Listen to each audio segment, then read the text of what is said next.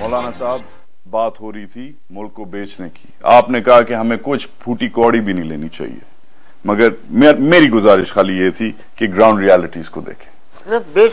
आज बेचने की या कल बेचने की बात नहीं है। हम जो लड़ रहे हैं कि बिला वजह बेचा गया है, गैर एलान बेचा गया है, हम उसको वागुजार कराना चाहते हैं। एक बेची हुई चीज में आप मईशत, इक्तिसादियात, वो कुछ आपकी तरक्की, वो तो बेचा गया पाकिस्तान फॉर सेल बड़ी ताकतों पर। अंडरस्टूड एंड अग्रीड, गलत बेचा गया, गलत बेचा गया, मगर अब जो हो गया सो हो गया। आप मुझे बताएं, इस वक्त इस मुल्क में क्या इस मुल्क की मुईशत को अमरीकी डॉलर की जरूरत है या नहीं? अमरीकी डॉलर को हम जहर समझते हैं, मौत समझते हैं। उस डॉलरों के साथ बहुत बड़ा फसाद आता है। वो डॉलर एक हाथ से देकर दूसरे हाथ वापस चले जाते हैं, या हमारे करप्ट हुक्मरान अपने खजानों में ले जाते हैं। वो डॉलर कभी कौम तक नहीं पहुंचे, वरना आज ये हालत हमारी मईशत की न होती। मगर जब ये खबर आती है IMF sees Pakistan fiscal deficit at 6% of GDP, नीचे ये खबर आती है टेक्सटाइल एक्सपोर्ट्स डिक्लाइन, कपड़ा हम बेचते थे उसे $1 बिलियन का पिछले एक साल में 10% कम हो गया है, चावल कम हो गया है, दाल हम बेचते थे बाहर कम हो गई है। आज को बचाने के लिए थोड़ा सा हमें इस वक्त कॉम्प्रोमाइज की जरूरत नहीं है।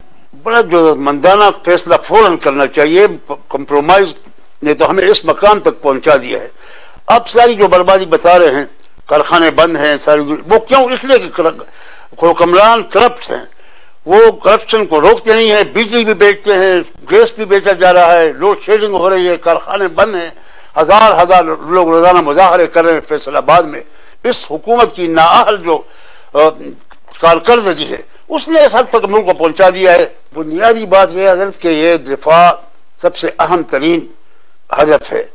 और अमरीका जो आया तो उसने जो कुछ अफगानिस्तान में किया, हमने 11-12 साल उसके साथ किया। फिर अमरीका की जरूरत बढ़ती गई, इब्तदाद में उसने ऑपरेशन किया और इस तरह ऐलान किया कि हक्कानी नेटवर्क अभी कायम है।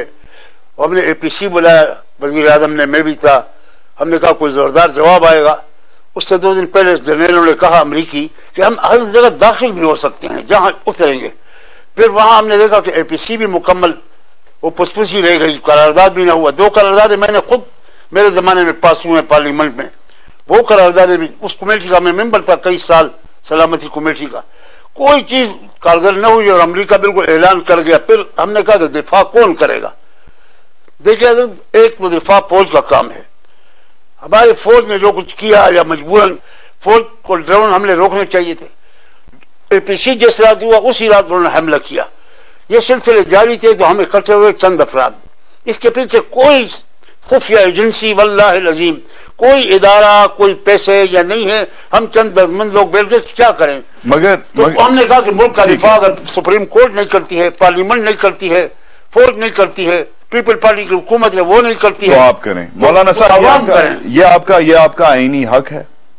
दिफा पाकिस्तान काउंसिल और पाकिस्तान की दिफा आपका आईनी हक है। पहली बात ये मैं आपको, I am giving it to you. दूसरी बात, आपकी तरफ से दीनी फर्ज है। सही कह रहा हूं? ठीक है, हर पाकिस्तानी शहरी का फर्ज है। ठीक है, मगर हत्ता कि बीवी को शोहर इजाजत न दे, बीवी को उसकी इजाजत की जरूरत नहीं है, मुल्क के दिफा के लिए वो बगैर मर्जी के उसकी इजाजत से जाएगी। जब नफीर आम हो, हम पर नफीर आम हो चुका है चारों तरफ से। आपने फरमाया ना कि हम अकेले हो गए, चारों तरफ खुद हमने सारी दुनिया को दुश्मन कर दिया। आज हम अफगानिस्तान भेज रहे, कल खुदा न ख्वास्ता हम ईरान भेजेंगे नेट की सप्लाई। सियासत हर चीज को खा जाती है, टर्माइट की तरह, दीमक की तरह। सुनने में आया है DPC में अंदरूनी सियासत हो गई है, जमात इस्लामी का गो स्लो पॉलिसी शुरू हो गई है, शेख रशीद साहब ने आना बंद कर दिया है। उस दिन आपने खिताब किया, द न्यूज में छपा है कि जनरल हमीद गुल उठ के चले गए। चक्कर क्या है, हो क्या रहा है? दूसरी तरफ इजाजुल हक के, जब ये अहले सुन्नत वल जमात वाले जो हैं, इजाजुल हक साहब आते हैं, उनके खिलाफ खुद DPC की एक पार्टी नारे लगाती है, क्योंकि वो लाल मस्जिद ऑपरेशन में इन्वॉल्व थे। क्या अभी पेशावर की रैली के बारे में कहा गया है कम लोग थे? क्या ये बिगिनिंग ऑफ द एंड नहीं है? और क्या ये जमीनी हकायक पर मुश्तमिल ये चीज नहीं है कि DPC की जो फिल्म चली थी पिछले 2-3-4 महीने, वो अब खत्म होने को? ये वैसे शुकूक और शुबहात है, और बाद लोगों के खुशफहमी, वो खुश होते हैं कि इस तरह कोई दरारें पड़ जाएं मुरीद जमात इस्लामी का भी अंदाजा है, वो मुकम्मल पूरे साथ है। और कुछ लोग हमने दावत सारी दुनिया को दी थी, पीपल पार्टी को भी दी थी, जरदारी को भी मैंने लिखा था, नवाज शरीफ को भी, इमरान खान को भी, हिंदुओं और सिखों और अकलियतों को भी दावत दी कि आओ, ये कोई सियासत का मसला नहीं है, हमें मुल्क का दिफा करना है, इसमें हर पाकिस्तानी शहरी का फर्ज है। चुनांचे बाद लोग खुद आ गए, दावत कबूल की, बाद में कबूल नहीं की।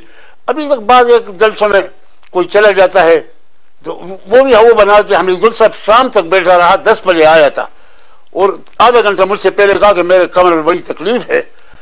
इसी तरह इजाजुल हक साहब बराबर साथ दे रहे हैं और पूरी दुनिया को मैं आपके जरिए इमरान खान को भी बार बार दावत देता हूं। 10 आदमी हमारे वफद पूरा गया था, तो वो हमसे ज्यादा दावे कर रहा है नेट सप्लाई का। बिल्कुल तो एक प्लेटफार्म पर हमारा साथ दे। हाफिज सईद साहब, आपकी रैली जब आपने खिताब शुरू किया, रैली से उठ के चले गए।